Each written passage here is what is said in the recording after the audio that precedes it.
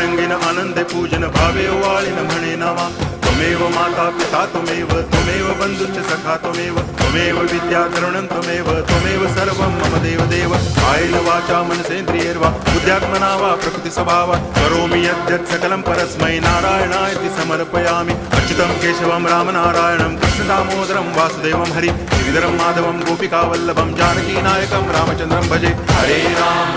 Ram